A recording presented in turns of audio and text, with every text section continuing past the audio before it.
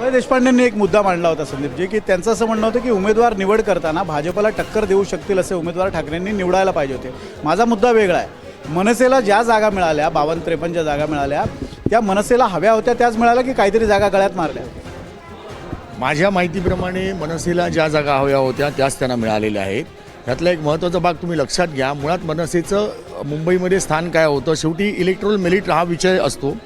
मुंबईमध्ये भाजपने मनसेने शिवसेनेने 10 आमदार त्यांचे आले होते. त्यांचे 44 आमदार नगरसेवक निघून गेले. हे जरी मान्य केलं तरी त्या जागा त्यांच्या होत्या.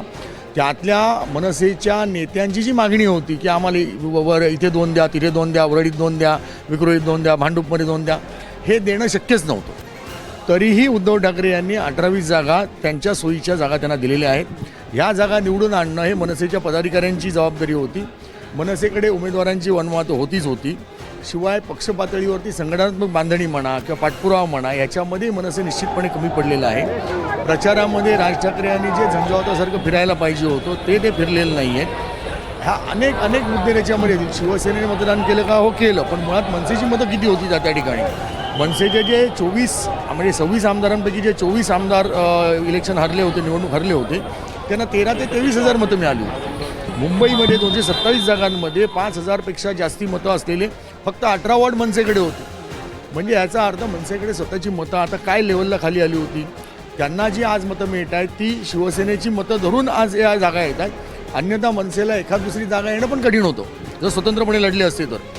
अशा वेळेला त्यांना ज्या मिळालेल्या जागा आहेत त्या जागांचा विचार करून पूर्ण ताकदीने त्यांनी लढायला पाहिजे होतं. तिथे ते कुठेतरी कमी पडलेले आहेत, प्रचारामध्ये कमी पडलेले आहेत. मुळात काय तुम्ही लक्षात घ्या, त्या पक्षाचा USP राज ठाकरे हेच आहेत. राज ठाकरेंचं प्रभावी भाषण हे त्याचं USP आहे. आता मुळात राज ठाकरे जर मैदानात उतरले नाहीत तशा अर्थाने त्यांनी प्रचंड प्रमाणात सभा जी घ्यायला पाहिजे होती, मुंबई ढवळून काढायला पाहिजे होती, ठाणे ढवळून काढायला पाहिजे होतं, त्यांना कोणी अडवलं नव्हतं. पण ते त्यांनी केलं नाही. त्याचा फटका मोठ्या प्रमाणात बसलेला आहे. उद्धव ठाकरे आता मला देवेंद्र फडणवीसांनी 50हून जास्ती महाराष्ट्रात सभा घेतल्या, एकनाथ शिंदेने 38-40पेक्षा जास्ती सभा घेतल्या. मग या दोघा भावांनी मिळून एकत्रित सभा किती घेतल्या? 5, 7, 8, 5च, 6वी पण नाही. एका हाताच्या बोटावर मोजण्या येतील एवढ्याच त्यांनी सभा घेतल्या उभ्या महाराष्ट्रामध्ये. 29 महानगरपालिकांपैकी मुंबई वगळता तुम्ही उर्वरित महानगरपालिका वाऱ्यावर सोडून दिल्या होत्या किंवा ऑप्शनला टाकल्या होत्या म्हणून आपण पाहतो.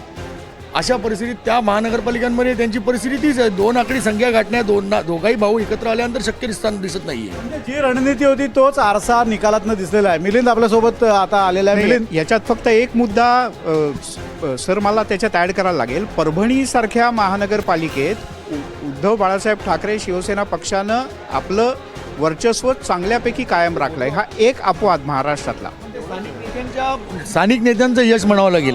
त्याच्यामध्ये उद्धव ठाकरे किंवा यांचं काही नाही. खासदार आमदार तिथे सशक्त होते, त्यांनी प्रामाणिकपणे प्रयत्न केला आणि विरुद्ध पक्षाच्या लोकांनी जी बंडखोरी गडबड केल्या, चुकीचे उमेदवार दिले. तुम्ही म्हणालात तसं की जर का ते बाहेर पडले असते तर कदाचित आणखीन वेगळे चांगलं निश्चित यश मिळालं असतं त्यांना मुंबईत सुद्धा प्रचंड यश मिळालं असतं.